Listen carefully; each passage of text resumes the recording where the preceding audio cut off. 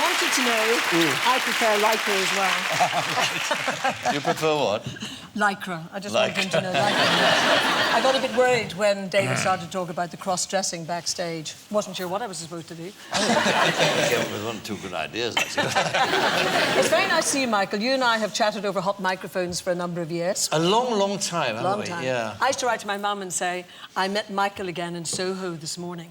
Because we used to go to all those cinema previews. We did. She used to say, what were we doing in Soho? And you used to work at the studio too, didn't you? I did. Yeah. 9 years I was in the studio That's right. with a programme called Sunday Sunday. So it's lovely.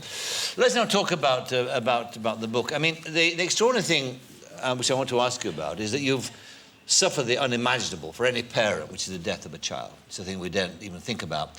And yet you've revisited all that by writing the book about it. Why was that? Why would you want to do that yourself? Many reasons, actually. First of all, after Karen died, Russ, her husband, gave me the diaries and a lot of copy that she had on her computer. And it became very clear that Karen had started to write 2 books, because she'd done English at university and was always a good writer. She started to write one book about, it was a rather whimsical look about her upbringing in Northern Ireland. And the other one was what she had learned over her 7-year struggle. So in one sense, I feel as if I'm finishing off what Karen started, because there's a lot of her own writing in this book. Yes, there is. I also wanted to have a tribute to her, because she was very much loved and, of course, very good at what she did, and she was well known. And we were very lucky to have about 8,000 letters after she died, most of which were really helpful to me. And I felt that in some ways Karen's struggle was very representative of tens of thousands of people who have struggled with this hideous disease, are struggling with it, are fighting it courageously. And I thought that really, in some ways, she was representative of that struggle of so many people. And the other reason was that down the line, this is not a book for her little boys at the moment, but I feel, and all research shows, that no matter what age you are, eventually you want to know about your parent or parents whom you've lost. And I just feel that when they're 20, 30, 40, whatever, that this will be a book which will chronicle... It's a document. ...how very hard she fought to be with them. For them, because you keep saying throughout the book that, in fact, that she fought hard because she wanted to survive for them. She was worried about them. You see, we never talked about death. We only talked about life in that sense. Karen was so positive. And the only thing that she alluded to was the fact that you know, if anything happened to her, she said, I wouldn't know anything about it. But she said, I never, ever want my boys to grow up without their mum. And so, in that sense, there's some lovely writing about her children in the book, which I think they'll love eventually. You mentioned there the 8,000 letters of support that you had, support. And also there are other people who called you who suffered a similar kind of loss. Can you tell me the ones that you particularly affected you, that you learned from, that helped you? I think that Bob Wilson is very well known in the sports world. Yes, the old Arsenal goalkeeper. Exactly. And Meg's his wife. Good mate of yours, and lovely people. And they sadly lost their daughter as well. But this is one example. Meg's is very good at writing to me from a mother's point of view, along the lines of, this is how you'll feel at this point. Because, you see, the reality is that it's just such a huge void, losing a child. You can't carry a child for 9 months, give birth to a child, lose a child, without this enormous void in your life. But Meg's would say, you know, this is how you're going to feel at this point, so watch out. But the most important bit of advice that she gave me was that they run their own foundation, and she said that one day she was running out the hall to yet another function, and her son went, whoa, Mum, I'm your child as well. And you see, that is a very, very life-changing point, because it's not that, of course, I adore my 2 sons and they have been so helpful to me in dealing with this. But you sometimes need a little reminder that, all right, you're going through your grief as a mother, but your family need you as well. It's still there. So it was a good turning point in that sense. The temptation, I suppose, is to be overwhelmed by grief, isn't it? Well, yes, it is.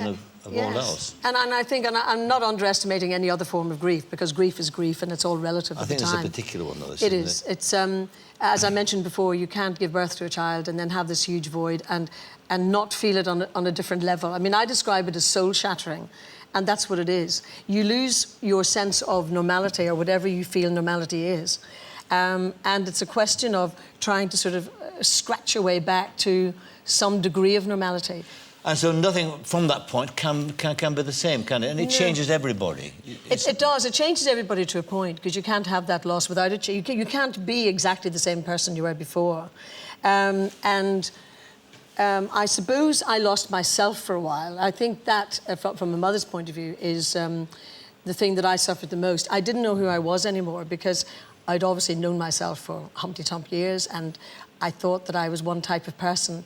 And at the time I said, which my sons actually said they found very sad, I said, I don't think I'll ever laugh again.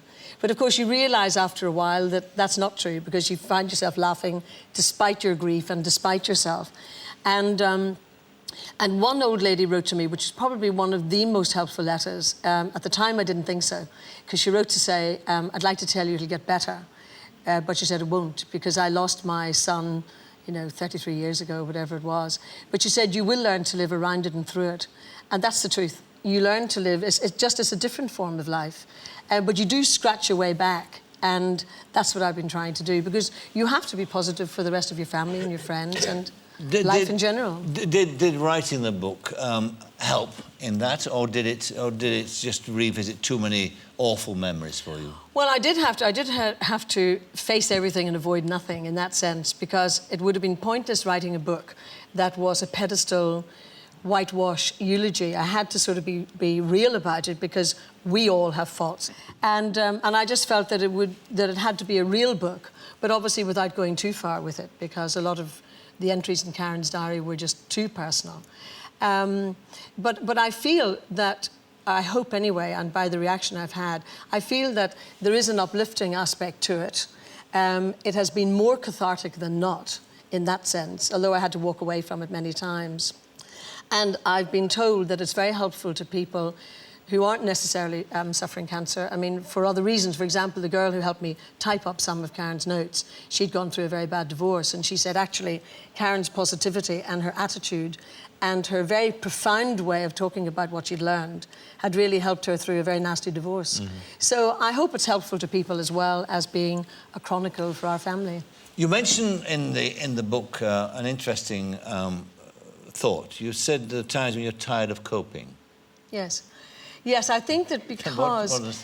Well, in terms of Karen's illness, your feeling, of course, is that you go to bed with that thought in your mind and you get up with that thought in your mind and you're all consumed by it, because nobody wants to hear that their child is ill, never mind suffering from cancer. And I had to make a very positive effort myself to be positive.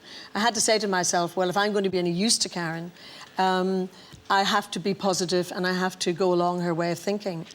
But when you go through the process of, in a way, putting the mask on to be positive, and when you've done that battle for 7 years, and of course Karen battled more than anybody, there comes a point then that you sort of get almost...